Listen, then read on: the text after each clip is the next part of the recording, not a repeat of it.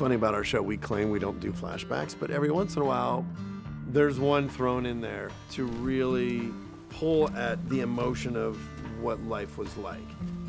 Bob's talked a lot about what he's been through, but for this episode, it was important to see what he's been through. He's been with a number of groups before, and every time he's the last one alive. And it's incredibly depressing for him.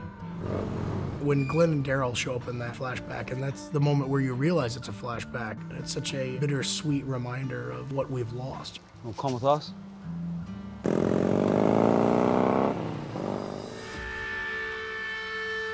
What's that? For him to survive, that isn't the big deal to Bob. For him to survive with people, that's the hugest deal. That's the curse being lifted. This is the best lead we've had so far. It says sanctuary. That's just another reason to try. He has something to live for. Maggie has something to live for. It's important to have something to live for, and you don't have to live in fear. He's excited to be alive. He's ready for what is in store. And Sasha's jealous of that. Others from the prison could be there. Tyrese. If it sounds too good to be true. What do you want to do, Sasha? We're not splitting up. That can't happen.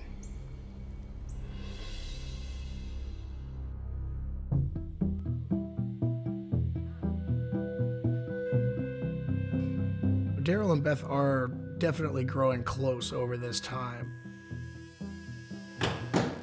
These little glimmers of happiness and hope are very important and real to us. Whoa.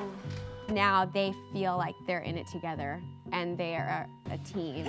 They definitely have a friendship and a connection that is on a very deep level. Maybe we stick around here for a while. They come back, we'll just make it work. Early on in the season, when Beth loses her boyfriend, seeing that sweet girl be so blasé about that says a lot about this world, and seeing her go from that to somebody that has hope, who's smiling, who's singing again, who thinks that there's still something to fight for out there, and then that being taken away from him. I mean, everybody on this show, it's constantly just getting things ripped from them. Everything in this world, every bit of happiness, you have to really fight for. So once again, just when you think it could be easy, they're gonna have to fight for it again.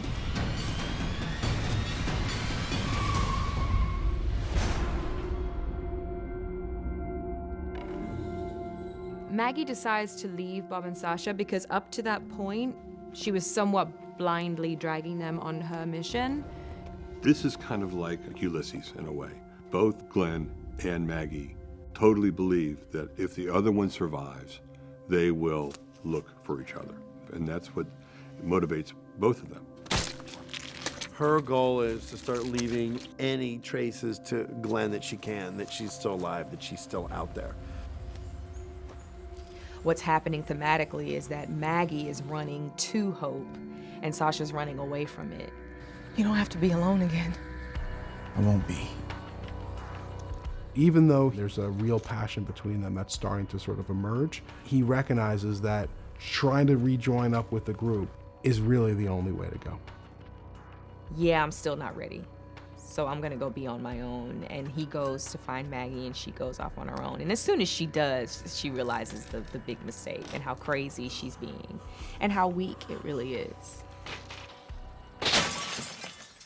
I like to call them gift of the Magi moments, where Bob runs off to find Maggie and leaves Sasha, but Sasha ends up finding Maggie and they don't have Bob. And now she's ready. Now she's ready to face it, whatever it may be. It's just that's coming together, the recognition that you just can't do it by yourself, no matter what the outcome. So let's go get Bob.